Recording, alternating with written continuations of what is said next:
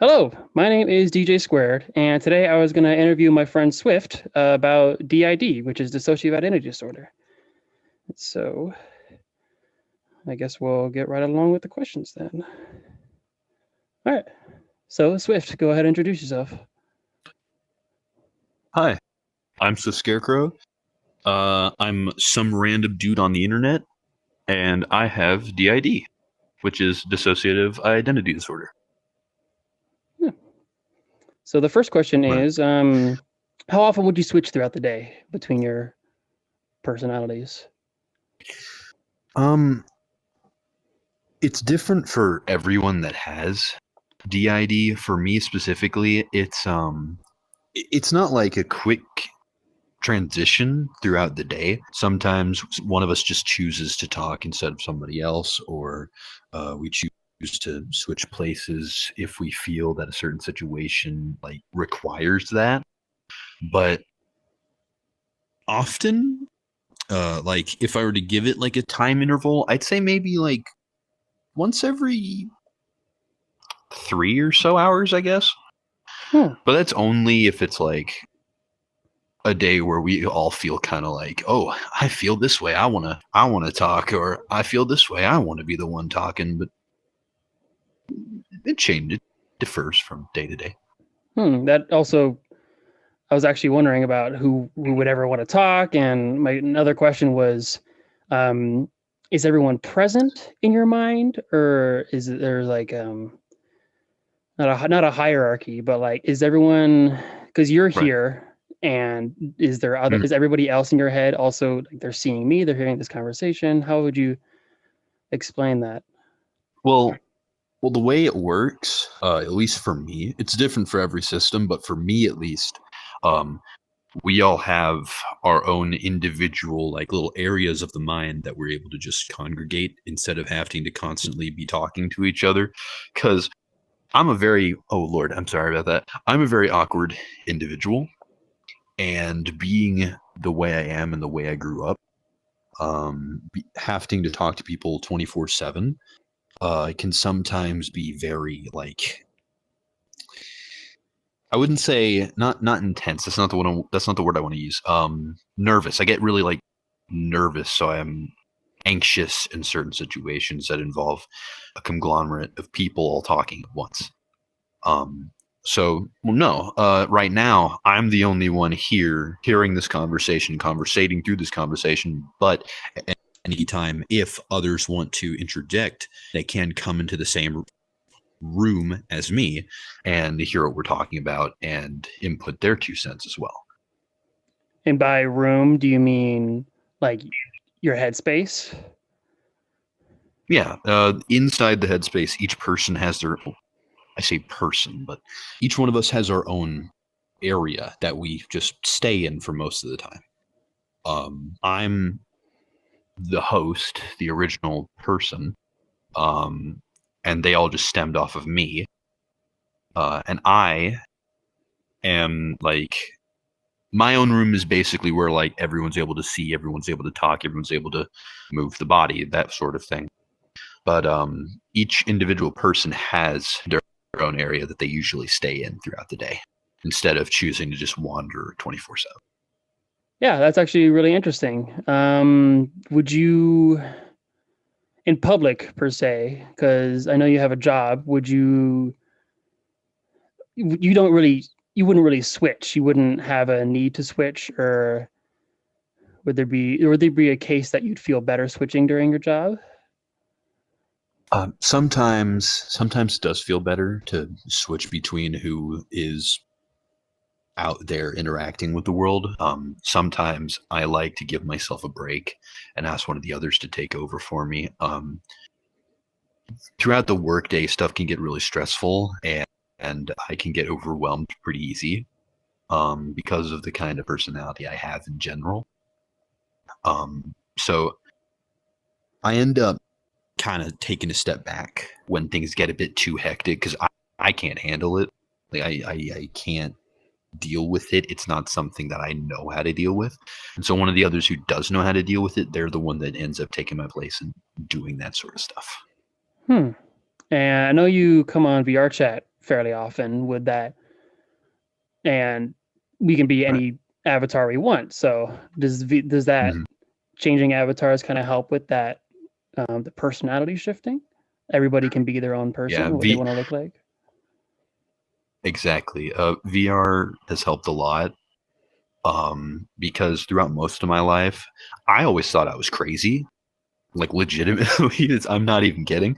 I didn't think that I was different from anyone else, but when I started talking to people about it and they started giving their 2 cents on what they thought was going on with me, I actually did the research myself and I actually listened instead of just going through my day like, oh yeah, that's weird. A thought that I didn't think, but it's there. That's a bit strange. Because I myself, I've never actually explored my own head because I'm fear of the unknown, like everyone else. Um, and so I always knew there was someone else there. I just didn't know how many someone else's there were. Because it would be like a thing throughout the day. Like, let's say I was in like middle school, right? And I'm in math and I have no idea what's happening with like what the teacher's talking about. I'm freaking out. I don't know what to do. And so one of the others, before I knew that there were others, um, which is it's different for me because many people are able to figure it out at a young age. I myself am just so I wouldn't say dense. I want to, but that's not what I'm going to say. You didn't know. I'm just like, yeah, I didn't understand it because no one told me about this sort of thing. It just kind of came as a shock to me when I ended up learning about it. And so while I was in class, the teacher was talking to me about something, and then I didn't really know what they were talking about, but I heard a voice say, "Oh, this is what they're talking about. It's just you do this." And I was like, "Thanks." And I kind of looked over my shoulder because I thought it was the person behind me, but they weren't saying anything. They were down writing on their paper. So I was like, "What the heck was that?" Okay, thanks for the advice. Got that one question right out of everything on the paper, but I mean, I got it right. And you said you had it as early as middle school, you said? Yeah. Some people figured out at an extremely young age, like 9. Like when you're in those young stages of your life, if you go through an intense like experience, your brain in certain ego states, well, not ego, but like I say that because I can't remember the right wording, but I'm sure people will know what I'm meaning. Different like emotional states when you're a kid, you feel like a different person when you're in those states.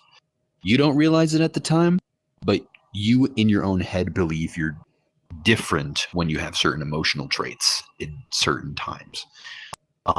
So kids as young as 9 end up going through some sort of traumatic ordeal, and they end up developing a different identity. They don't realize it at the time that it's someone else. Like a lot of people explain it through the imaginary friend.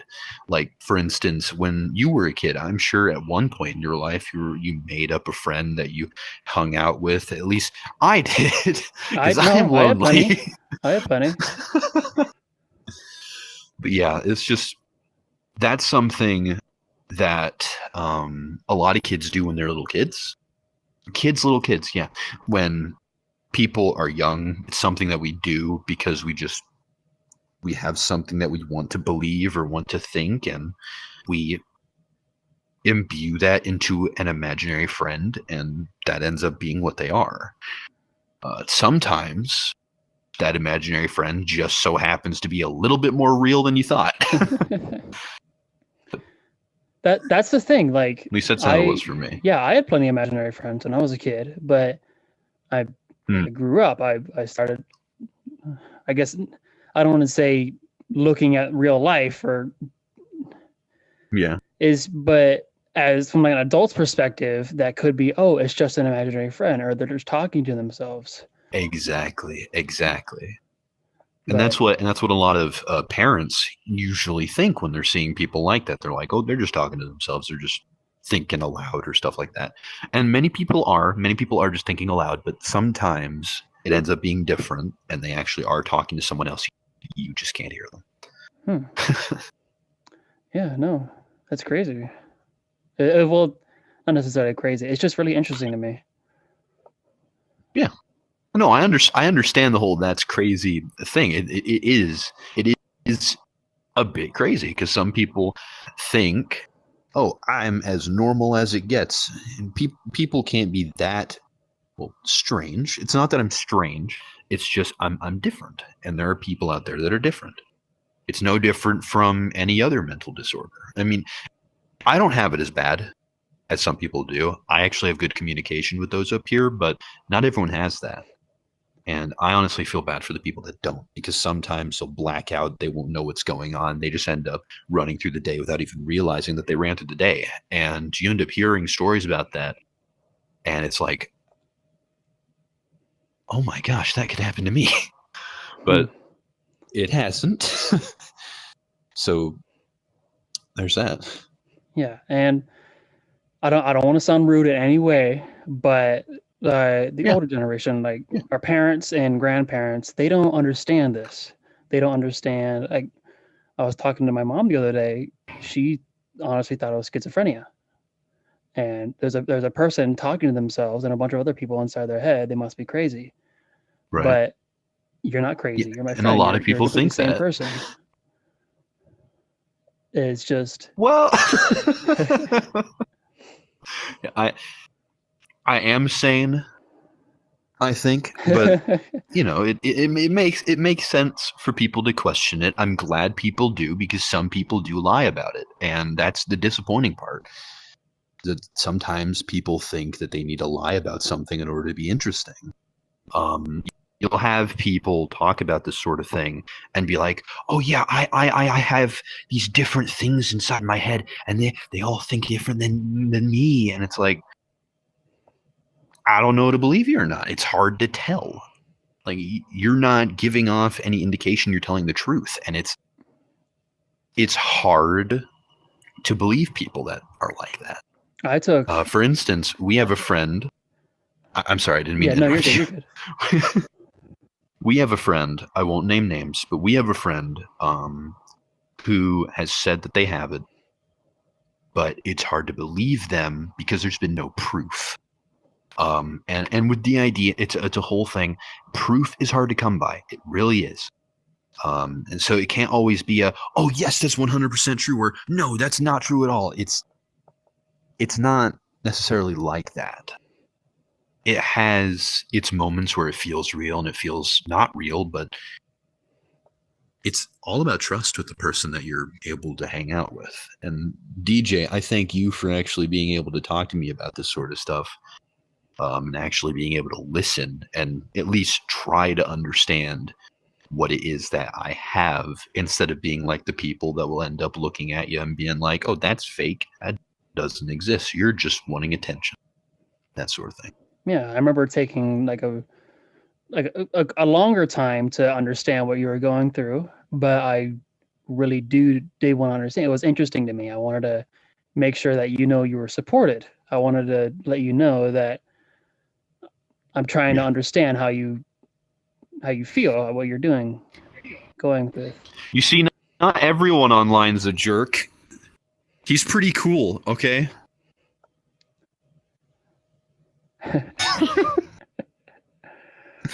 Anyways, that's all the questions I really had. Yeah. I know it wasn't a terribly long interview, but if you want to say anything else, by all means. No, I'm good. I'm happy with the way this went. Oh, well, that's great then. So yeah, that was Swift. That was him talking about his life and just how he feels going throughout the day. I don't know how to end this. Thank you for watching. I hope this is taught. Say like and subscribe. Subscribe to DJ Square. Get a like goal of 400,000 likes. That's right. Thank you guys so much for watching. Like and subscribe. Let's get at least 3 likes on this video. And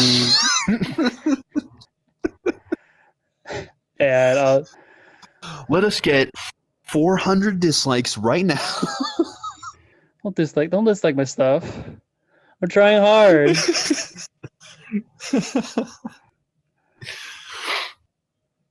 Anyway, subscribe to this dude. He's actually really funny. He's an interesting person. Where's the camera here? Thanks for watching. Thank you for watching. Bye.